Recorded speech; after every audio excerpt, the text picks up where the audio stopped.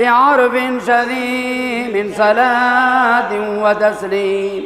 اللهم صل وسلم وبارك عليه. صلواتي على النبي مع سلامي وهو خير الأنام بدر التمام.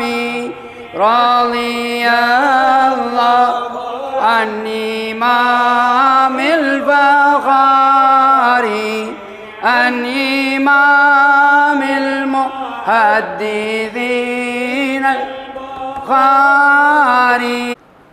بسم الله الرحمن الرحيم. إلهي نورا روضا وعطر روضه محضا وقدس روحه فرضا فعظم قبر نوح ولي. إلهي ارحم لمن نظما سماه محمد إسماعيل قد غاص في الجرمى بحرمة شيخ نوح ولي. إلهي اغفر لنا ذنبا بنورك نورا قلبا لنا فارحم يا ربا بجاه الشيخ نوح ولي. إلهي صليا على نبي العالم الأعلى وآل صحبه الفضلاء وأقطاب ونوح ولي. حمدتك حامدا دوما شكرتك شاكرا نعما ختمت بعونك النظما لمدح الشيخ نوح ولي. لا إله إلا الله لا إله إلا الله لا إله إلا الله محمد رسول الله محمد رسول الله محمد رسول الله. الحمد لله رب العالمين الذي علم القرآن علم الإنسان ما لم يعلم. الصلاة والسلام على رسول الله المبعوث رحمة للعالمين النبي الذي أدبه ربه فأحسن تأديبه وعلمه ربه فأحسن تعليمه وبعثه معلما ومربيا للبشرة أجمعين صلى الله عليه وسلم. ورضي الله تعالى على صحابة رسول الله صلى الله عليه وسلم الذين آمنوا به وعزروه ونصروه واتبعوا النور الذي أنزل معه وتعلموا من مدرسة النبوة وتخرجوا من مدرسة القرآن وحملوا الدعوة والعلم إلى كل مكان فكانوا خير جيل. أما بعد، وقد قال الله تعالى في القرآن القديم والفرقان الحكيم: أعوذ بالله من الشيطان الرجيم، بسم الله الرحمن الرحيم.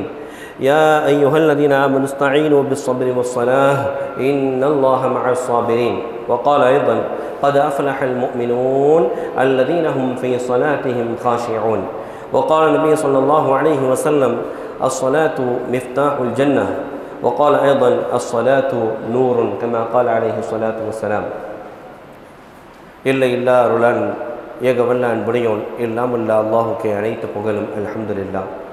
கருணையே உருவான காத்துமன் நபி ஸல்லல்லாஹு அலைஹி வஸல்லம் அவர்கள் மீதும் அவர்களை பின்பற்றி வாழ்ந்த சத்திய சஹாபாக்கள், தாபியீன்கள், தபா தாபியீன்கள், உலமாக்கள், ஷுஹதாக்கள், வலிமார்கள், குறிப்பாக இங்கே குழுமி இருக்கக்கூடிய நம் அனைவர்கள் மீதும் ஒளிபெருக்கியின் மூலமாக கேட்டுக்கொண்டிருக்கக்கூடிய சகோதர சகோதரிகள் மீதும் தாய்மார்கள் மீதும் அல்லாஹ்வுடைய அருளும் அன்பும் என்றென்றும் என்றும் நிலவட்டுமாக.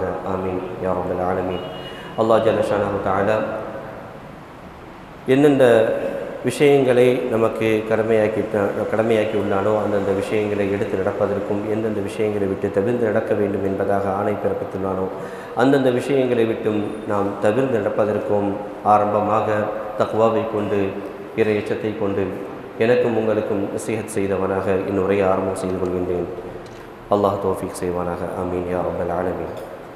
கண்ணியத்திற்குரிய ஆலிம் பெருந்தகைகளே, அருமையான சகோதரர்களே, திரைமறையிலிருந்து கேட்டுக்கொண்டிருக்கக்கூடிய தாய்மார்களே, சகோதரிகளே, அன்பானவர்களே, உங்கள் அனைவருக்கும் இஸ்லாத்தின் காணிக்கையான இனிய சலாத்தை தெரிவித்த வண்ணமாக இன்னுரையை ஆரம்பம் செய்து கொள்கின்றேன். அஸ்ஸலாமு அலைக்கும் வரஹ்மத்துல்லாஹி வபரகாத்துஹு. கண்ணியத்திற்குரியவர்களே, அல்லாஹ் சுப்ஹானஹு வ தஆலா நாம் வாழக்கூடிய இந்த வாழ்க்கையிலே எண்ணற்ற பரக்காத்துகளை நமக்கு அள்ளி கொடுத்து வாழ வைத்திருக்கின்றான். சில நேரங்களிலே அல்லாஹுவிடமிருந்து நம்முடைய தேவைகளை கேட்டு நாம் பெற்றுக்கொண்டிருக்கின்றோம். ஒரு சில வேளைகளிலே நாம் கேட்காமலேயே அல்லாஹ் இந்தந்த பரக்காத்துகள் உன்னுடைய வாழ்க்கையில் இருக்க வேண்டும் என்பதாக அவன் நினைத்து நமக்கு வாரி வழங்கி கொண்டிருக்கின்றான். உலகத்தில் வாழும் சமயத்திலே நீ இப்படியாக வாழ்ந்து கொள்ளக்கூடாது, இங்கேயே தங்கிவிடுவோம், இதுதான் நமக்கு தஞ்சம், இதுதான் நம்மளுடைய உலக வாழ்க்கை என்பதாக நினைத்து கொண்டு இந்த உலகத்திலே நீ வாழ்ந்து விடக்கூடாது. குன் ஃபித்துன்யா கஅன்னக கரீப் அவ் ஆபிரு சபீல். இந்த உலகத்தில் வாழும் சமயத்திலே நீ எப்படியாக வாழ வேண்டும் என்று சொன்னால், ஒரு பயணியை போன்றோ அல்லது ஒரு வழிப்போக்கனை போன்றுதான் இந்த உலகத்திலே நீ வாழ்ந்து கொள்ள வேண்டும். இங்கேயே தங்கிவிடுவோம் என்பதாக நீ இந்த உலகத்திலே வாழ்ந்து விடக்கூடாது.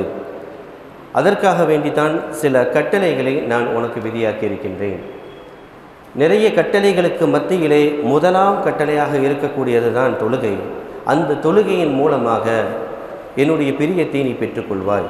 அந்த தொழுகையின் மூலமாக உன்னுடைய வாழ்க்கை நல்ல முறையில் அமைந்து கொள்ளும். அந்த தொழுகையின் மூலமாகத்தான் நீ என்னிடத்திலே உதவியையும் தேட வேண்டும். சூரா பக்ராவிலே அல்லாஹ் இப்படியாக குறிப்பிட்டு காட்டுகின்றான், யா அய்யுஹல்லதீன ஆமனு ஸ்தஈனு பிஸ்ஸப்ரி வஸ்ஸலாஹ். ஈமான் கொண்டவர்களே, நீங்கள் பொறுமையை கொண்டும் தொழுகையை கொண்டும் என்னிடத்திலே உதவி தேடுங்கள். இன்னல்லாஹ மஅஸ் ஸாபிரீன். நிச்சயமாக அல்லாஹ் பொறுமையாளர்களுடன் இருக்கின்றான் என்பதாக இந்த வசனத்தை முடிக்கின்றான். நாம் புரிய முடிகின்றது, அல்லாஹ் முதலிலே இந்த வசனத்தை ஆரம்பிக்கும் சமயத்திலே பொறுமையை கொண்டு என்னிடத்திலே நீங்கள் உதவி தேடுங்கள், அடுத்ததாக தொழுகையை கொண்டு என்னிடத்திலே நீங்கள் உதவி தேடுங்கள் என்பதாக ஆணை பிறப்பிக்கின்றான். நாம் தொழுக வேண்டும் என்று சொன்னாலே நம்மிடத்திலே பொறுமை இருக்க வேண்டும். ஒரு மனிதனுக்கு பொறுமை வந்துவிட்டது என்று சொன்னால் அவன் எல்லா விதத்திலேயும் அவன் பொறுமைசாலியாக இருப்பான். குறிப்பாக சொல்வதென்று சொன்னால், முக்கியமாக தொழுகையில் பொறுமை என்பது அதிமுக்கியமாக இருக்கின்றது. ஒரு மனிதன் எப்படி வேண்டுமானாலும் தொழலாம், எப்படி வேண்டுமானாலும் அல்லாஹுவை வணங்கலாம், அப்படி அல்ல. அதற்கு ஒரு முறையை அல்லாஹ் விதியாக்கி இருக்கின்றான். இந்த வசனத்தின்படி நாம் பார்க்க முடிகின்றது, ஒரு மனிதன் தொழுகின்றான் என்று சொன்னால் அவனுக்கு அதிமுக்கியமாக தேவைப்படுவது அவனுக்கு பொறுமை. தக்பீர் கெட்டியவுடன், அந்த தக்பீர் தஹரீமா என்று சொல்வார்கள் அல்லவா, தக்பீர் ஆரம்ப தக்பீர் இருக்கின்றது அல்லவா, அல்லாஹு அக்பர் என்பதாக ஒரு மனிதன் தக்பீர் கட்டிவிட்டான் என்று சொன்னால் அவனுக்கு வெளியே இருக்கக்கூடிய அனைத்தும் ஹராமாகி விடுகின்றது. வெளியே நினைக்கக்கூடிய அனைத்து சிந்தனைகளும் ஹராமாக்கி விடுகின்றது. எனவே உள்ளே இருக்கக்கூடிய அல்லாஹுவினுடைய சிந்தனைகள் வெளியே செல்வதும் ஹராமாகி விடுகின்றது.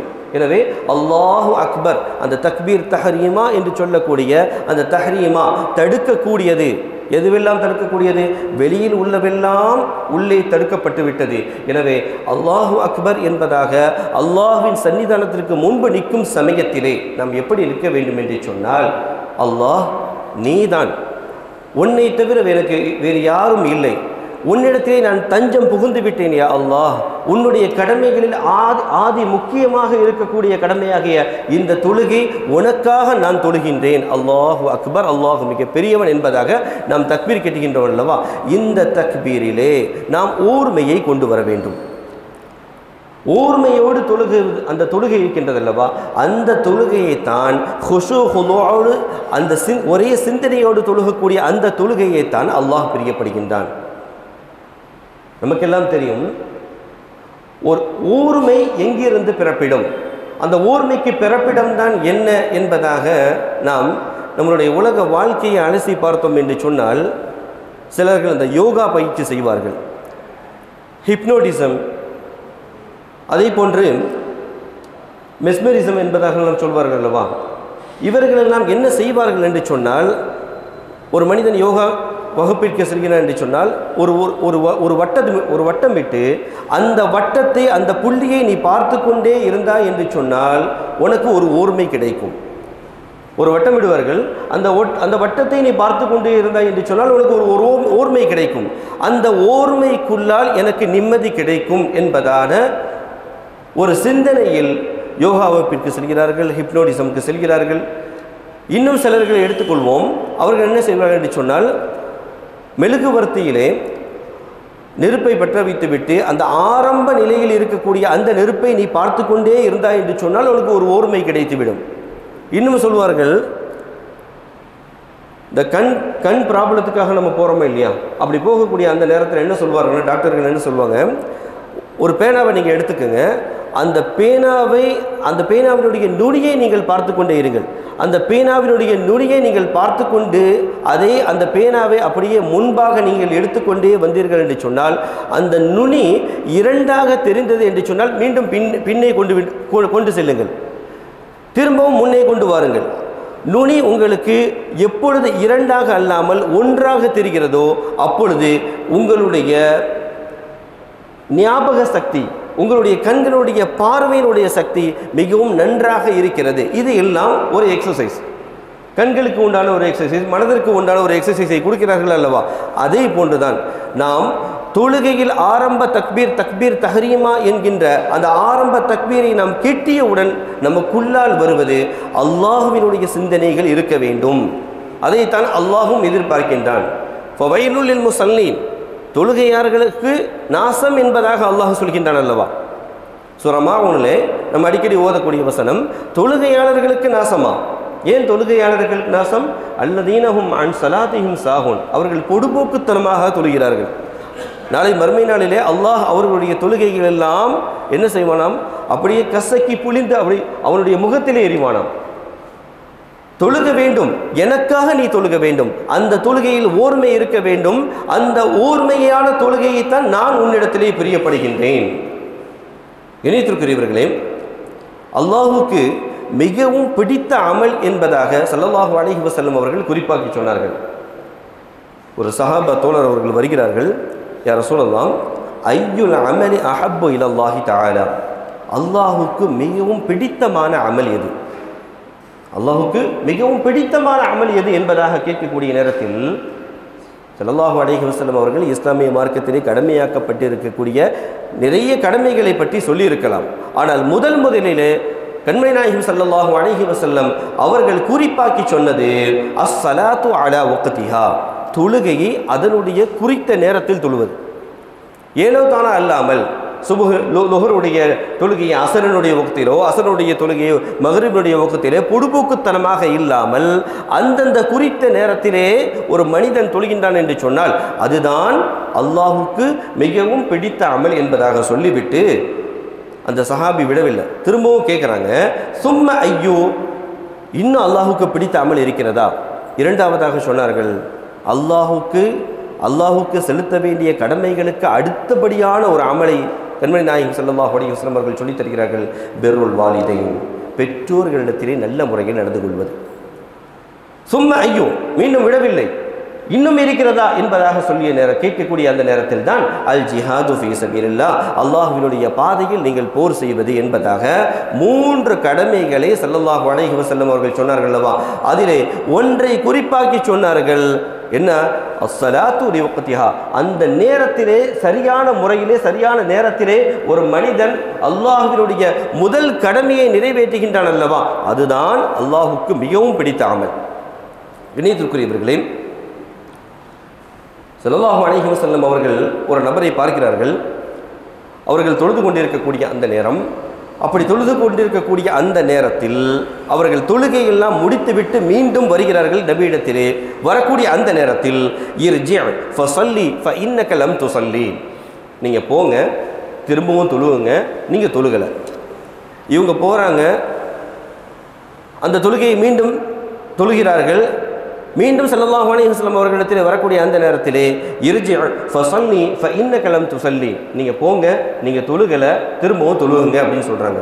3 முறை இதே போன்று நடந்ததற்கு பின்பாக ஸல்லல்லாஹு அலைஹி வஸல்லம் அவர்களிடத்தில் வருகிறார்கள். வந்து எனக்கு தெரியலை யா ரசூலல்லாஹ், எனக்கு நீங்கள் கற்றுக் கொடுங்கள், ஃபஅல்லிம்னி, எனக்கு நீங்கள் கற்றுக் கொடுங்கள் என்பதாக சொல்லிய நேரத்தில் கண்மணி நாயகம் ஸல்லல்லாஹு அலைஹி வஸல்லம் அவர்கள் எப்படியெல்லாம் உங்களுடைய தொழுகை இருக்க வேண்டும் என்பதை அழகான முறையிலே ஆணித்தரமாக சொன்னார்கள். உங்களுடைய தொழுகை எப்படி இருக்க வேண்டும் தெரியுமா? ஒவ்வொரு நிலைமையிலும் நீங்கள் நிம்மதி பெற வேண்டும். தக்பீர் கெட்டியவுடன் உங்களுடைய சூரா ஃபாத்திஹா, துணை சூரா எல்லாம் ஓதியதற்கு பின்பாக நீங்கள் ருக்கு செல்கிறீர்களா, அந்த ருக்குவிலே இத்மினான் இருக்க வேண்டும், நிம்மதி பெறணும். நீங்கள் ருக்குவில் நிம்மதி, அதற்கு பின்பாக இஅ்திதாலுக்கு நம்ம வரக்கூடிய அந்த நேரத்தில் ரப்பனா லக்கல் ஹம்து மில்லா ஸமாவாத்து ஓதுறோமா இல்லையா, அதற்கு பின்பாக அதிலும் ஒரு இத்மினான், உங்களுக்கு ஒரு நிம்மதி கிடைக்கணும். சுஜூதிலே நிம்மதி இருக்க வேண்டும், 2 சுஜூதிற்கும் இடையிலே உங்களுக்கு நிம்மதி பெற வேண்டும். இப்படியான இத்மினான் அல்லாஹுக்கு செலுத்த வேண்டிய இந்த ஆரம்ப கடமை இருக்கின்றது அல்லவா, இந்த ஆரம்ப கடமையில் அல்லாஹுக்கு பிடித்தமான அமலை நான் செய்கின்றேன், மிகவும் பிடித்தமான அமல், எனவே நான் அவனுக்கு பிரியப்படக்கூடியவனாக நான் ஆக வேண்டும் என்று சொன்னால் என்னுடைய தொழுகையிலே நான் இத்மினான், அந்த நிம்மதி என்னிடத்திலே வர வேண்டும். அந்த நிம்மதி என்னிடத்திலே வந்துவிட்டது என்று சொன்னால் தான் அல்லாஹ் இந்த தொழுகையை பிரியப்பட்டுக் கொள்வான். இதை போன்ற ஸல்லல்லாஹு அலைஹி வஸல்லம் அவர்கள் சொன்னார்கள், நீங்கள் தொழுகையிலே இத்மினான், உங்களுக்கு என்ன வர வேண்டும், நிம்மதி வர வேண்டும் என்பதாக, ஒவ்வொரு நிலையிலும் உங்களுக்கு தொழுகையிலே நிம்மதி வர வேண்டும் என்பதாக சொன்னார்கள். கண்ணியத்திற்குரியவர்களே, தொழுகையிலே 2 அம்சங்கள் இருக்கின்றது. அன் தஅபுதல்லாஹ கஅன்னக தராஹு ஃபஇல்லம் தகுன் தராஹு ஃபஇன்னஹு யராக. 2 அம்சங்கள் இருக்கின்றது. ஒன்று, நீ அல்லாஹ்வை பார்ப்பதை போன்று நீ வணங்க வேண்டும். அல்லாஹ்வை பார்ப்பதை போன்று நாம் வணங்க வேண்டும். அல்லாஹ்வை எப்படி நாம் பார்ப்பதை போன்று வணங்க முடியும்? ஒரு கேள்வி வருதா இல்லையா? அல்லாஹ்வை நம்ம எப்படி பார்ப்பதை போன்று வணங்க முடியும்? அவருடைய சிஃபாத்துக்கள் அனைத்தையும் நாம் படிக்க வேண்டும்.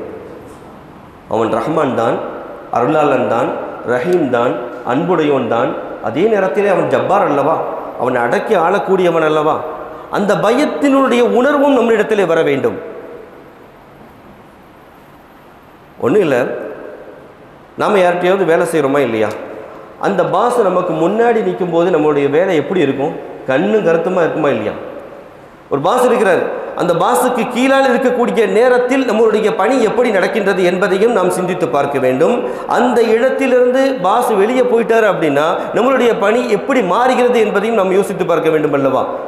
அதே போன்றுதான் அல்லாஹ் சுப்ஹானஹு வ தஆலா கண்காணிப்பாளன் என்பதாகவும் இங்கே எழுதப்பட்டிருக்கின்றது அல்லவா. சுற்றி வர அல்லாஹ் கண்காணிக்கின்றான் அல்லவா.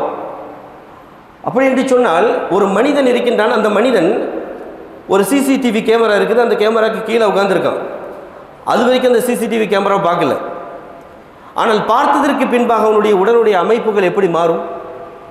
ஒரு கல்யாணத்துக்கு நம்ம போகிறோம், கேமரா இருக்குது, கேமராவை எடுப்பதற்கு முன்பாக நம்மளுடைய உடல் அமைப்புகள் எப்படி இருக்கும்? கேமரா எடுத்ததற்கு பின்பாக நம்மளுடைய உடல் அமைப்புகள் மாறுதா இல்லையா?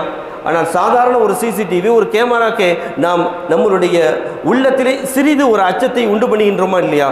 ஆனால் இந்த சிசிடிவி வெளிப்புறத்தை மட்டும்தான் பார்த்து கொண்டு இருக்கின்றது. அல்லாஹ் உட்புறத்தையும் பார்க்கக்கூடியவன் அல்லவா. அதற்காகத்தானே அல்லாஹ்வை பசீர் என்று சொல்லக்கூடிய அந்த வார்த்தையும் இருக்கின்றது. பசீர் என்று சொன்னால் அகத்தையும் பார்க்கின்றான், உள்ளத்தையும் பார்க்கின்றான், வெளிப்புறத்தையும் பார்க்கின்றான், உள்புறத்தையும் பார்க்கின்றான். எனவே இப்படி பார்க்கக்கூடியவனுக்கு முன்பாக நீ எப்படி இருக்க வேண்டும்? அன் தஅபுதல்லாஹ கஅன்னக தராஹு, அல்லாஹ்வை பார்ப்பதை போன்று நீ வணங்குங்கள். ஒரு பாஸ் இருக்கிறார், அந்த பாஸுக்கு கீழே நீ வேலை செய்யக்கூடிய அந்த வேலைக்காரன் நீ எப்படி இருப்பாய்? அவர் இருக்கிறார் என்று சொன்னால் நீ எப்படி இருப்பாய்? அதே போன்றுதான் அல்லாஹ் என்னுடைய அருகிலே இருக்கின்றான். வநஹ்னு அக்ரபு இலைஹி மின் ஹப்லில் வரீத், பிடரின் நரம்புக்கும் அருகிலே இருக்கின்றான் என்பதாக அல்லாஹ் குறிப்பிட்டு காட்டுகின்றான் அல்லவா. எனவே என்னுடைய நரம்புக்கு அருகிலே இருக்கக்கூடியவன் என்னை வாட்ச் பண்ணுகின்றான் என்பதாக நாம் நினைத்து கொண்டு தொழுதோம் என்று சொன்னால் அந்த பயபக்தி வந்துவிடும். இது ஒரு அம்சம். இரண்டாவது அம்சம், ஃபஇல்லம் தகுன் தராஹு ஃபஇன்னஹு யராக. நீ அவனை பார்க்காட்டாலும் அல்லாஹ் உன்னை பார்க்கிறான் அப்படிங்கிற ஒரு பயம் நம்ம இடத்துல வேண்டும். இந்த இரண்டு அம்சங்களும் ஒரு மனிதனிடத்திலே வந்துவிட்டது என்று சொன்னால் அவன் லுஹர் தொழுகின்றான் என்பதாக வைத்துக்கொள்வோம். அந்த லுஹரிலே சரிவர முறையாக அவன் தொழுகின்றான் என்பதாக வைத்துக்கொள்வோம். அவனிடத்திலே இத்மினான் வந்துவிடும். அல்ஹம்துலில்லாஹ், நான் சரியான நேரத்திலே சரியான வக்திலே அல்லாஹுக்கு பயந்த வண்ணமாக எந்தவித சிந்தனைகளும் என் புறத்திலிருந்து எந்தவித சிந்தனைகளும் அகன்று விடவில்லை, நான் அல்லாஹுக்கு பயந்துதான் தொழுகின்றேன் என்கின்ற அந்த லத்தத் நம்மிடத்திலே வந்துவிட்டது என்று சொன்னார். அந்த ஒரு இன்பம், எதற்கும் நம்ம இன்பப்படுகின்றோம் அல்லவா, எதையோ ஆசைப்படுகின்றோம் அல்லவா. தொழுகையினுடைய இன்பம் எதில் இருக்கிறது என்று சொன்னால் அஸ்ஸலாமு அலைக்கும் வரஹ்மத்துல்லாஹ் அப்படின்னு 2 சலாத்தையும் கொடுத்ததற்கு பின்பாக அவன் நினைக்கணும், அல்ஹம்துலில்லாஹ் நான் சரியான நேரத்தில் சரியான வக்தில் எந்தவித நினைப்பும் இல்லாமல் அல்லாஹ்வுடைய நினைப்பிலே நான் தொழுது விட்டேன், அல்ஹம்துலில்லாஹ் எனக்கு ஒரு இன்பம் கிடைத்து விட்டது, அந்த லத்தத் எனக்கு கிடைத்து விட்டது என்பதாக ஒரு மனிதன் அந்த சந்தோஷத்தை பெறுகின்றான் என்று சொன்னால் அது ஒப்புக்கொள்ளப்பட்டதாக ஆகிவிடுகின்றது. ஒரு மனிதனுக்கு அந்த சந்தோஷம் வந்துவிட்டாலே எனக்கு இந்த தொழுகையில் எனக்கு நிம்மதி கிடைத்து விட்டது என்பதான ஒரு இன்பம் வந்துவிட்டாலே போதுமானது, அது ஒப்புக்கொள்ளப்பட்டதாக ஆகிவிட்டது என்பதாக அவன் நினைத்து கொள்ள வேண்டும். முஆத் இப்னு ஜபல் ரலியல்லாஹு தஆலா அவர்கள் அறிவிக்கிறார்கள், ஸல்லல்லாஹு அலைஹி வஸல்லம் அவர்கள் அறிவித்ததாக, ரஅஸுல் அம்ரில் இஸ்லாம் வ உமூதுஹும், இஸ்லாமிய மார்க்கத்தினுடைய தலையான கடமை, மார்க்கத்தினுடைய தூண்களில் மிக முக்கியமான ஒரு தூணாக இருக்கிறது என்ன என்பதாக கேட்டால் அதுதான் அஸ்ஸலா, அதுதான் தொழுகை. தலையான கடமை. அந்த தலையான கடமை முஃமினுடைய கண்களுக்கு குளிர்ச்சி, அவனுடைய வாழ்க்கைக்கு குளிர்ச்சி, அவனுடைய உள்ளத்தினுடைய குளிர்ச்சி. இதுவெல்லாம் எதுவில் இருக்கிறது என்று சொன்னால் தொழுகையில் தான் இருக்கிறது. ஸல்லல்லாஹு அலைஹி வஸல்லம் அவர்கள் சொன்னார்கள், வஜுஇலத் குர்ரத்து ஐனி ஃபி ஸலாத், என்னுடைய கண் குளிர்ச்சி எதில் தெரியுமா இருக்குது, என்னுடைய கண் குளிர்ச்சி எதில் தெரியுமா இருக்குது, தொழுகையில் இருக்குதுன்னு அப்படின்னு ஸல்லல்லாஹு அலைஹி வஸல்லம் அவர்கள் சொன்னார்கள். ஒரு மனிதனுக்கு கண் குளிர்ச்சி வேண்டுமா, மனதிலே அந்த நிம்மதி வேண்டுமா என்பதாக ஒரு மனிதன் ஆசைப்பட்டான் என்று சொன்னால் அவன் தொழுகையின் மூலமாக அதனை பெற முடியும் என்கிறார்கள் வல்லுநர்கள், அறிஞர் பெருமக்கள் சொல்லித் தருகிறார்கள். கணித்திருக்கிறவர்களே, அல்லாஹுவை நீ நெருங்கும் சமயத்திலே எப்படியாக நெருங்க வேண்டும், அல்லாஹுவிடத்திலே நீ உதவி தேடும் சமயத்திலே எப்படியாக உதவி தேட வேண்டும், பொறுமையுடனும் தொழுகையுடனும் நீ உதவி தேடுங்கள், என்னிடத்தில் நீங்கள் உதவி தேடுங்கள் என்பதாக அல்லாஹ் குறிப்பிட்டு காட்டுகின்றானே. இந்த தொழுகையை கொண்டு அல்லாஹ்விடத்திலே நாம் உதவி தேடினோம் என்று சொன்னால் சாதாரண உதவி தேடல் என்பது வேறு, தொழுகையை கொண்டு உதவி தேடுதல் என்பது வேறு.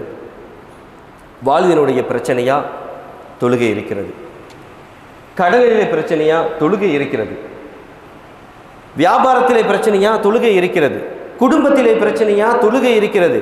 2 ரக்காத்துகள் எவ்வளவு நேரம் வந்துற போது, ஒரு 5 நிமிடங்கள் அல்லாஹ்விற்காக வேண்டி நமக்காக வேண்டியும் தான், நம்மளுடைய பிரச்சனைகள் எல்லாம் தீர வேண்டும் என்பதற்காக வேண்டி 2 ரக்காத்து தொழுது அல்லாஹ்விடத்திலே, யா அல்லாஹ் எனக்கு இந்தந்த விஷயங்கள் எல்லாம் பிரச்சனைகளாக இருக்கிறது, என்னுடைய குடும்பத்தினுடைய பிரச்சனைகள், என்னுடைய வியாபாரத்தின் பிரச்சனைகளாக இருக்கிறது, யா அல்லாஹ் இதையெல்லாம் நீ நீக்கிவிடு, என்னுடைய வாழ்க்கையை குளிர்ச்சியான வாழ்க்கையாக சந்தோஷமான வாழ்க்கையாக ஆக்கிவிடு என்பதாக நாம் அல்லாஹ்விடத்திலே பேசினோம் என்று சொன்னால், அல்லாஹ்விடத்திலே பேச வேண்டும் என்பதாகவும் சொல்கிறார்கள்.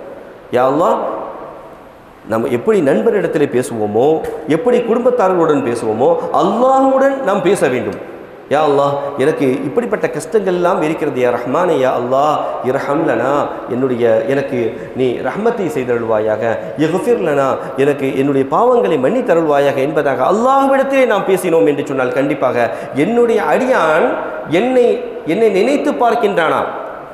இப்படியாகவும் ஒரு ஹதீஸில் பதியப்படுகின்றது, ஒரு மனிதன் ஒரு பாவத்தை செய்து விட்டான், பாவம் செய்ததற்கு பின்பாக யா அல்லாஹ் யா ரப்பி அத்ரப்து தம்பா, நான் ஒரு பாவத்தை செய்து விட்டேன், ஃபக்ஃபிர்ஹு அதை நீ மன்னித்திரு அப்படின்னு கேட்கக்கூடிய அந்த நேரத்தில் அல்லாஹ் இப்படியாக சொல்கின்றானாம், அலிம அப்தி அன்னலஹு ரப்பன் யக்ஃபிரு தம்ப வ யஅகுபு பிஹி, என்னுடைய அடியான் அறிந்திருக்கின்றானா நான் மன்னிப்பேன் என்கின்ற அந்த சிஃபத்தினையும் அவன் அறிந்திருக்கின்றான், நான் தண்டிப்பேன் என்கின்ற சிஃபத்தினையும் அவன் அறிந்திருக்கின்றான். 2 சிஃபத்து, என்னுடைய 2 சிஃபத்தினையும் அவன் அறிந்திருக்கின்றான். என்னுடைய தனித்தன்மை எப்படி, நான் கஃபார், நான் மன்னிக்கக்கூடியவன் என்பதையும் அவன் அறிந்திருக்கின்றான். அதே நேரத்தில் நான் தண்டிக்கக்கூடியவன் என்பதையும் அவன் அறிந்திருக்கின்றான். அறிந்திருக்கக்கூடிய காரணத்தினால் ஃபகுஃபிருஹு கஃபர்து லஹு, நான் அவனை மன்னித்து விட்டேன். வலா உபாலி, இந்த வார்த்தையை தெரியுமா யூஸ் பண்ணுறான்? வலா உபாலி, ஐ டோன்ட் கேர் அப்படின்னு நம்ம சொல்லுவோமா இல்லையா? ஐ டோன்ட் கேர் அப்படின்னு நம்ம சொல்லுவோமா இல்லையா? இந்த வார்த்தையை இங்கே யூஸ் பண்ணுறான். அலிம அபதி அன்னலஹு ரப்பன் யக்ஃபிரு தம்ப வ யஅஹுது பிஹின், என்னுடைய அடியான் அறிந்திருக்கின்றானா நான் தண்டிப்பேன் என்பதையும் அவன் அறிந்திருக்கின்றான், நான் மன்னிப்பேன் என்பதையும் அவன் அறிந்திருக்கின்றான். அறிந்திருக்கக்கூடிய காரணத்தினால் அவனை நான் மன்னித்து விட்டேன். ஒலா உபாலி, நான் அவரை பொருட்படுத்த மாட்டேன் என்பதாக சொல்கின்றான். காலங்கள் உருண்டோடி விடுகின்றது. அதே பாவத்தை மீண்டும் அந்த மனிதன் செய்கின்றான்.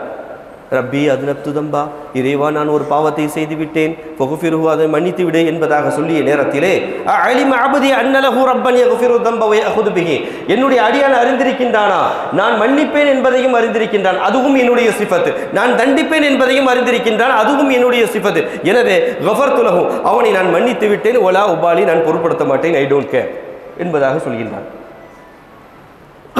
இப்படியே அவனுடைய பாவங்கள் உருண்டோடி அவனுடைய பாவங்கள் லவ் பலக துனூபுக அனான ஸமா, வானத்தினுடைய முகடுகளை எட்டிவிட்டாலும் அல்லாஹ்விடத்திலே ஒரு மனிதன் பாவ மன்னிப்பை கேட்கின்றான் என்று சொன்னால் அந்த பாவத்தை அல்லாஹ் மன்னிக்கின்றான்.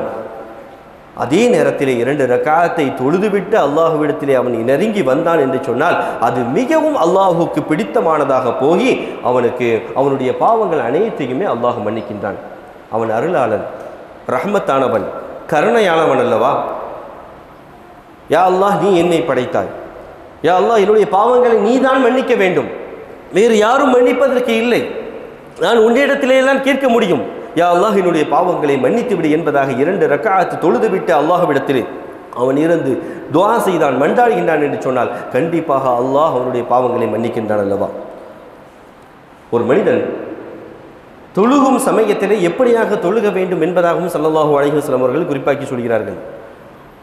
லுஹருடைய தொழுகையை தொழுகிறாயா, மக்ரிபுடைய தொழுகையை தொழுகிறாயா, சுபஹினுடைய தொழுகையை தொழுகிறாயா, எந்த வக்தாக இருந்தாலும் உன்னிடத்திலே ஒரு நியத்து வர வேண்டும்.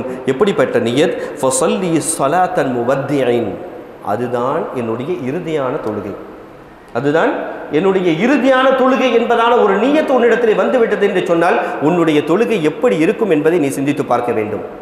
மலக்குல் மௌத் நிற்கிறாங்க, அவங்க நம்ம இடத்துல இப்படியாக பேசுகிறாங்கன்னு நம்ம வச்சுருப்போம். நீ தொழுதுப்பா, மக்ரிபு தொழுகு, இஷா தொழுகு, உன்னுடைய ரூஹை நான் எடுக்க வந்திருக்கிறேன் அப்படின்னு சொல்லும் சமயத்திலே நம்மளுடைய கடைசி தொழுகையாக இருக்கக்கூடிய அந்த தொழுகை எப்படிப்பட்ட பயபக்தியான தொழுகையாக இருக்க வேண்டும், அதைத்தான் ஸல்லல்லாஹு அலைஹி வஸல்லம் நமக்கு சொல்லித் தருகிறார்கள். ஃபஸல்லி ஸலாத்தன் முவத்திஇன், உன்னுடைய இறுதி தொழுகை என்பதாக நினைத்து நீ தொழுதாய் என்று சொன்னால் உன்னிடத்திலே அந்த பயபக்தி வந்துவிடும். ஸல்லல்லாஹு அலைஹி வஸல்லம் அவர்கள் ஒரு கட்டத்தில் இப்படியாக சொல்கிறார்கள், சஹாபாக்களை பார்த்து இப்படியாக கேட்கக்கூடிய ஒரு சம்பவம்.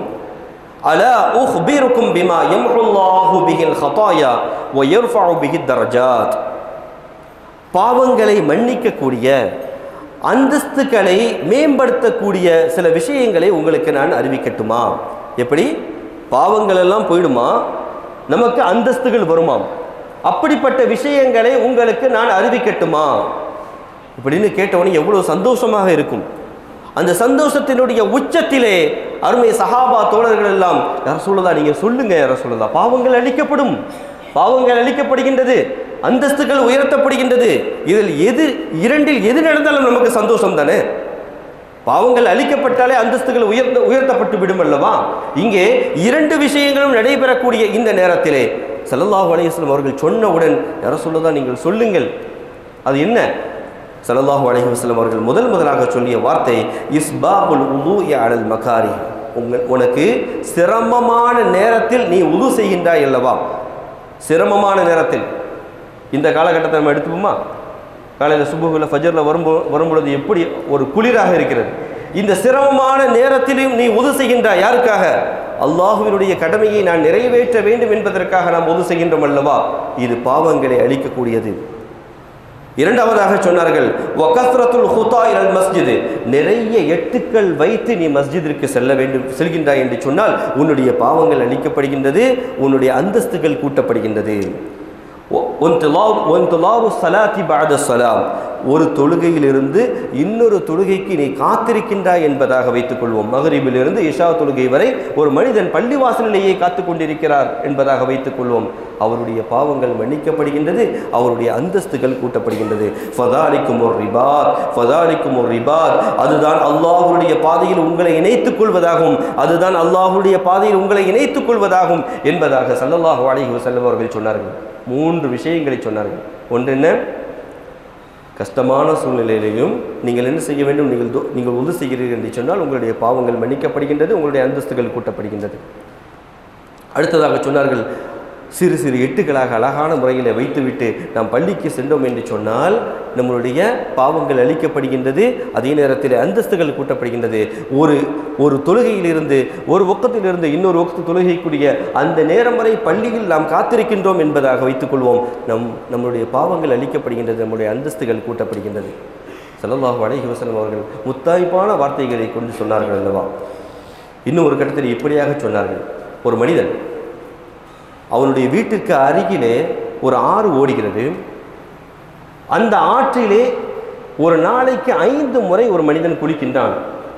அவனுடைய உடம்பிலே அழுக்கு வருமா என்பதாக ஸல்லல்லாஹு அலைஹி வஸல்லம் அவர்கள் கேட்டார்கள். ஹல் யபகா மின் தரனிஹி ஷைன், அவனுடைய உடம்பிலே அழுக்கு இருக்குமா? ஒரு மனிதன் 5 முறை குளிக்கின்றான் என்று சொன்னால் அவனுடைய உடம்பிலே அழுக்கு இருக்குமா? அருமை சஹாபாத்தோர்கள் சொன்னார்களே, இருக்காது யா ரசூலல்லாஹ். அதே போன்றுதான் ஃபதாலிக மஸலு ஸலவாத்தில் ஹம்ஸ், இந்த 5 நேர தொழுகை இருக்கின்றதல்லவா, அதை போன்றுதான் யம்ஹுல்லாஹு பிஹின்னல் ஹதாயா, அவனுடைய அனைத்து பாவங்களும் அழிக்கப்பட்டுவிடும். நம்முடைய வீட்டுக்கு அருகிலே ஒரு ஆறு ஓடுகிறது, அந்த ஆற்றிலே 5 முறை நாம் குளிக்கின்றோம் என்று சொன்னால் நம்மளுடைய உடம்பிலே எந்தவித அழுக்கும் இருக்காது. அதே போன்றுதான் 5 முறை நாம் தொழுகின்றோம், சரியான முறையிலே சரியான நேரத்திலே நாம் தொழுகின்றோம் என்று சொன்னால் நம்மளுடைய பாவங்கள் அனைத்தும் அழிக்கப்படும் என்பதாக ஸல்லல்லாஹு அலைஹி வஸல்லம் அவர்கள் சொல்லி காட்டுகின்றார்கள். கண்ணியத்துக்குரியவர்களே, மூசா அலைஹிஸ்ஸலாத்து வஸ்ஸலாம் அவர்களுக்கு அல்லாஹ் இப்படியான ஒரு கட்டளையை கூறினான். இன்னனி அலல்லாஹ் லா இலாஹ இல்லா அன ஃபஅபுதுனி வஅகிமிஸ் ஸலாத லிذிக்ரி, நிச்சயமாக நான் தான் அல்லாஹ், என்னை தவிர வேறு நாயன் கிடையாது, என்னையே நீங்கள் வணங்க வேண்டும். வஅகிமிஸ் ஸலாத லிذிக்ரி, என்னை வணங்கியதற்கு பின்பாக உங்களுக்கு மிக முக்கியமான தேவை ஒன்றாக இருக்கின்றது. வஅகிமிஸ் ஸலாத லிذிக்ரி, என்னுடைய நினைவை உங்களுடைய உள்ளத்தில் ஏற்படுத்துவதற்காக வேண்டி நீங்கள் தொழுகையை நிலைநாட்டுங்கள் என்பதாக சொன்னார்கள். மூசா அலைஹிஸ்ஸலாத்து வஸ்ஸலாம் ஒரு நபியை பார்த்து அல்லாஹ் இப்படியான ஒரு வார்த்தையை கூறினார். வஅகிமிஸ் ஸலாத லிذிக்ரி, என்னுடைய நினைவை உங்களுடைய உள்ளத்தில் ஏற்படுத்துவதற்காக வேண்டி நீங்கள் தொழுகையை நிலைநாட்டுங்கள். கண்ணியத்துக்குரியவர்களே, என்னுடைய ஜிக்ர் உன்னிடத்திலே வர வேண்டும். அல்லாஹ் சொல்லக்கூடிய வார்த்தை, என்னுடைய ஜிக்ர் உன்னிடத்திலே வர வேண்டும். என்னுடைய ஜிக்ரை விட்டு, என்னுடைய ஞாபகத்தை விட்டு நீ எந்த விதத்திலேயும் முரண்பட்டு விடக்கூடாது, என்னை நீ மறந்து விடக்கூடாது. யார் என்னுடைய ஜிக்ரை மறந்தார்களோ, என்னுடைய ஜிக்ரை விட்டு தூரமானார்களோ, ஒமன் அஅரத அன் ஜிக்ரி ஃபஇன்ன லஹு மஈஷத்தன் லன்கா, யார் என்னுடைய நினைவை விட்டும் தூரமானார்களோ, பாரமுகமானார்களோ, அவர்களுக்கு கடினமான ஒரு வாழ்க்கையை அல்லாஹ் கொடுப்பானாம். ஃபஇன்ன லஹு மஈஷத்தன் லன்கா, யார் அல்லாஹ்வுடைய நினைவை விட்டு தூரமாகிறார்களோ அவருக்கு நெருக்கடியான வாழ்வை அல்லாஹ் கொடுப்பான் என்பதாக சொல்லி காட்டுகின்றான். இந்த நெருக்கடியான வாழ்வை ஒரு மனிதன் பெற்றுக்கொள்கின்றான் என்று சொன்னால் அவனுடைய வாழ்வு எப்படிப்பட்ட சிரமத்தில் இருக்கும் என்பதை நாம் சிந்தித்து பார்க்க வேண்டும். ஒரு மனிதனுடைய வாழ்க்கை கடனிலே நெருக்கடி, வியாபாரத்திலே நெருக்கடி, குடும்பத்தினுடைய பிரச்சனைகளில் நெருக்கடி, இப்படியான நெருக்கடிகளுக்கு மத்தியிலே சுருண்டு கொண்டிருக்கக்கூடிய ஒரு மனிதன் அவனுடைய வாழ்க்கையிலே ஒரு கருவியை அவன் எடுத்துக்கொள்ள வேண்டுமாம். என்ன கருவி? ஸல்லல்லாஹு அலைஹி வஸல்லம் அவர்கள் சொன்னார்கள், மல் லஸிமல் இஸ்திக்ஃபார ஜஅலல்லாஹு மின் குல்லி ضيقின் மக்ரஜா வ மின் குல்லி ஹம்மின் ஃபரஜா வ ரஸகஹு மின் ஹைஸு லா யஹ்தஸிப். ஒரு மனிதன் அவனுடைய வாழ்க்கையிலே எப்பொழுதெல்லாம் இஸ்திக்ஃபார் என்கின்ற கருவியை அவன் பற்றி பிடித்து கொண்டானோ, ஜஅலல்லாஹு மின் குல்லி ضيقின் மக்ரஜா, அவனுக்கு வரக்கூடிய கஷ்டங்கள் அனைத்தையும் வெளியாக்கி விடுகின்றான் அல்லாஹ். ஒமின் குல்லி ஹம்மின் ஃபரஜா, அவனுக்கு வரக்கூடிய கஷ்டங்கள் அனைத்தையும் சந்தோஷமாக ஆக்கி விடுகின்றான். வரஸகஹு மின் ஹைஸு லா யஹ்தஸிப், அவன் அறியாத புறத்திலிருந்து அல்லாஹ் அவனுக்கு ரிஸ்கை வாரி வழங்கி கொண்டிருக்கின்றான். என்ன? அஸ்தக்ஃபிருல்லாஹ், அஸ்தகுஃபிருல்லாஹ் அஸ்தகுஃபிருல்லாஹ், இறைவா நான் இந்த பாவத்தை செய்து விட்டேன் யா ரஹ்மானே, அஸ்தகுஃபிருல்லாஹ் அல்-அஸீம் வ அத்தூபு இலைஹ் என்பதாக மனதோடு அல்லாஹ்வை லயிச்சு பேசிக் கொண்டிருக்கக்கூடிய அந்த நேரம் இருக்கின்றதல்லவா, அந்த இஸ்திக்ஃபார். அந்த இஸ்திக்ஃபார் என்கின்ற கருவியை ஒரு மனிதன் பற்றி பிடிக்கும் காலமெல்லாம் அவனுக்கு வரக்கூடிய கஷ்டங்களை எல்லாம் அல்லாஹ் நிவர்த்தி செய்து விடுகின்றான். அவனுக்கு வரக்கூடிய கஷ்டங்கள் எல்லாம் எப்படி மாறிவிடுகின்றது? சந்தோஷமாக மாறிவிடுகின்றது. வர்ஸகஹு மின் ஹைஸு லா யஹ்தஸிப், அறியாத புறத்திலிருந்து அல்லாஹ் அவனுக்கு ரிஸ்கை வழங்கி கொண்டிருக்கின்றான். ஒரு மனிதன் அதிகமாக ரிஸ்கை பெற்றுக் கொண்டிருக்கக்கூடிய ஒரு மனிதன் இப்படியாக நினைத்து பார்க்க வேண்டும். நம்முடைய வாழ்க்கையிலே நாம் கேட்காமல் அல்லாஹ் இப்படிப்பட்ட பரக்காத்துகளை கொடுத்து கொண்டிருக்கின்றானே, ரிஸ்கை வாரி வழங்கி கொண்டிருக்கின்றானே, நாம் இதையெல்லாம் கேட்கவில்லையே என்பதாக நினைத்து கொள்ளக்கூடிய மனிதன் இப்படியாக நினைத்து கொள்ள வேண்டும். ஓஹோ, இது என்னுடைய வாழ்க்கையில் ஏற்பட்ட பிரச்சனைகளுக்காக வேண்டி நான் அல்லாஹ்விடத்திலே இஸ்திக்ஃபார் செய்தேன். அதிகமாக இஸ்திக்ஃபார் என்கின்ற கருவியை நான் பற்றி பிடித்து கொண்ட காரணத்தினால் அல்லாஹ் எனக்கு இப்படிப்பட்ட நான் அறியாத புறத்திலிருந்து எனக்கு இந்த ரிஸ்கை வழங்கி கொண்டிருக்கின்றான் என்பதாக நினைத்து கொள்ள வேண்டும். கணித்திற்குரியவர்களே, அல்லாஹ் சுப்ஹானஹு வ தஆலா இப்படியாக சொல்லி காட்டுகின்றான். யா அய்யுஹல்லதீன ஆமனூ லா துல்ஹிக்கும் அம்வாலுக்கும் வலா அவுலாதுக்கும் அன் திக்ரில்லாஹ். ஈமான் கொண்டவர்களே, உங்களுடைய பொருளாதாரமும் உங்களுடைய காசு பணமும் உங்களுடைய குழந்தைகளும் அல்லாஹ்வினுடைய திக்ரை விட்டும் உங்களை திருப்பிவிட வேண்டாம். அது ஒரு சோதனை தான். அல்லாஹ் அந்த குடும்பத்தின் மூலமாகவும் சோதிப்பான், காசு பணங்களை கொடுத்தும் சோதிப்பான். இந்த சோதனைகள் எப்படி அல்லாஹ்வை விட்டும் உங்களுடைய நினைவை திருப்பி விடாமல் இருக்க வேண்டும். ஒமன் யஃஅல் ذلك فاولئك هم الخاسرون. அது திருப்பி விட்டது என்று சொன்னால் அவர்கள் தான் கை செய்தப்பட்டவர்கள் என்பதாக இந்த வசனத்தை அல்லாஹ் முடிக்கின்றான். எனவே ஒரு மனிதருக்கு காசு பணங்கள் வந்துவிட்டது என்று சொன்னால் அதுவும் ஒரு சோதனை தான். இன்னமா அம்வாலுக்கும் அவுலாதுக்கும் ஃபித்னா என்பதாகவும் அல்லாஹ் குறிப்பிட்டு காட்டுகின்றான். உங்களுடைய பொருள் செல்வங்கள், உங்களுடைய குழந்தைகள் உங்களுக்கு ஒரு சோதனையே. அந்த சோதனைகளும் நீங்கள் வெற்றி பெற வேண்டும். எனவே அல்லாஹ்விடத்திலே அதிகமாக நாம் துஆவை கேட்க வேண்டும். அதே நேரத்தில் அவரிடத்திலே எப்படி தஞ்சம் புக வேண்டும் என்று சொன்னால் தொழுகையின் மூலமாக. நாம் ஆரம்பத்திலே ஓதிய வசனத்தை மீண்டும் ஓதுகின்றோம். யா அய்யுஹல்லதீன ஆமனூ இஸ்தஈனூ பிஸ்ஸப்ரி வஸ்ஸலா. ஈமான் கொண்டவர்களே, நீங்கள் அல்லாஹ்விடத்திலே பொறுமையுடனும் தொழுகையுடனும் உதவி தேடுங்கள். இன்னல்லாஹ மஅஸ் ஸாபிரீன். அல்லாஹ் பொறுமையாளர்களுடன் இருக்கின்றான். கணித்திற்குரியவர்களே, அதிகமாக அல்லாஹ்விடத்திலே தொழுகையின் மூலம் நாம் உதவி தேட வேண்டும். சூரத்துல் முத்தஸிர் நம்ம அடிக்கடி வெள்ளிக்கிழமையில் ஓதக்கூடிய ஒரு சூறாவாக இருக்கக்கூடியது. சூரா முத்தஸிரே அல்லாஹ் இப்படியாக சொல்கின்றான். ஃபி ஜன்னாத்தி யதஸாஅலூன் அனில் முஜ்ரிமீன் மா சலக்கக்கும் ஃபி ஸகர். நாளை மறுமை நாளிலே